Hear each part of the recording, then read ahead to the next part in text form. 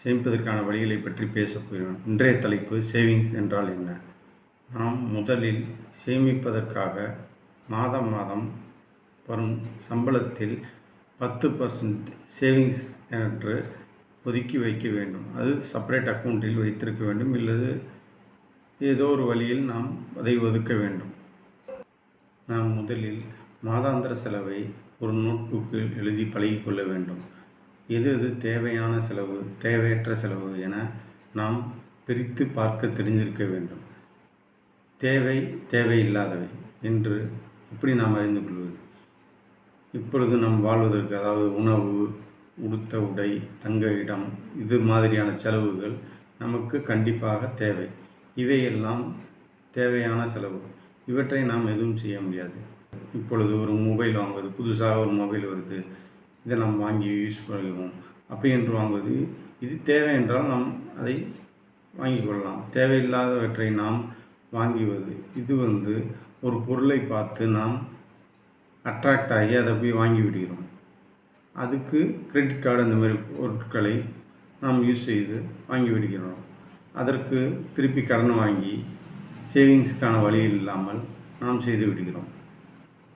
இந்த மாதிரியான செலவுகளை நாம் வரையறுத்து அதை கட்டுப்படுத்தி நாம் சேமிப்பதற்கான வழிகளில் செல்ல வேண்டும்.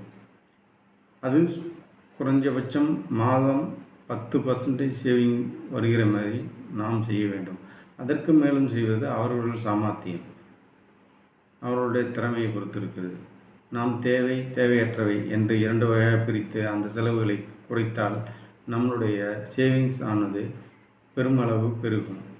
அதற்கு நிறைய வழிகள் இருக்கிறது. அவற்றை பின்னர் நாம் பார்க்கலாம். அதற்கு நிறைய சேனல் இருக்குது. இன்வெஸ்ட்மெண்ட்ஸ், சேவிங்ஸில் செய்தால், அதாவது நார்மல் சேவிங்ஸ் பேங்க்கில் இதுமாரி போட்டால் அது அந்த அளவுக்கு வளராது, பணம் பெருகாது, வளராது. அது நாம் அடுத்த வருஷம் போய் எடுத்தால் அது காசு நமக்கு பத்தாது. ஏன்னா இன்ஃப்ளேஷனை பீட் செய்ய முடியாது. அதற்கு தான் 10% மினிமம், குறைஞ்சபட்சம் 10% வரும் இன்கம்களை தேடி அறிந்து, படித்து, பிறர் மூலம் கேட்டு அறிந்து, நாம் மூளையை உபயோகித்து சேவிங் செய்ய வேண்டும். அதற்கான வழிமுறைகளை நாம் கண்டறிய வேண்டும். இந்த சேனல் தொடர்ந்து பார்த்தால் நான் அதை பற்றி சில விவரங்களை சொல்லுவேன். ஆனால் இது ரெக்கமெண்டேஷன் கிடையாது.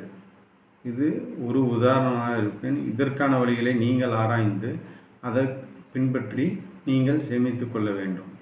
நாம் மாதம் மாதம் 10% குறைஞ்சபட்சம் சேமித்தால் 10% இன்கம் வரும் மாதிரி, இன்ட்ரெஸ்ட் வரும் மாதிரியான முதலீடுகளில் நாம் இன்வெஸ்ட் செய்தால் பிற்காலத்தில் நாம் கோடீஸ்வரராக ஆகிவிடலாம். இதற்கு சேவிங்ஸு ஒரு சிறந்த வழிகாட்டி. நாம் ரிட்டையர்மெண்ட், இல்லை எமர்ஜென்சி செலவு, இது மாதிரியான செலவுகளுக்கு நாம் சேவிங்ஸ் உதவி செய்யும். இந்த தலைப்பு உங்களுக்கு பிடித்திருந்தால் சப்ஸ்கிரைப் செய்யவும். கருத்து பகுதியில் உங்கள் கருத்துக்களை மற்றும் ஏதேனும் கேள்விகள் இருந்தால் பதிவு செய்யும். உங்கள் கேள்விக்கு நாங்கள் பதிலளிப்போம். அதை பற்றிய வீடியோக்களை பகிர்ந்து கொள்வோம். லைக் பட்டனை ப்ரெஸ் செய்ய மறவாதீர்கள். உற்றார் மற்றும் உறவினருடன் ஷேர் செய்யவும். தங்கள் பேராதரவுக்கு நன்றி. தங்களிடமிருந்து விடைபெறுவது உங்கள் சுரேஷ் பாபு.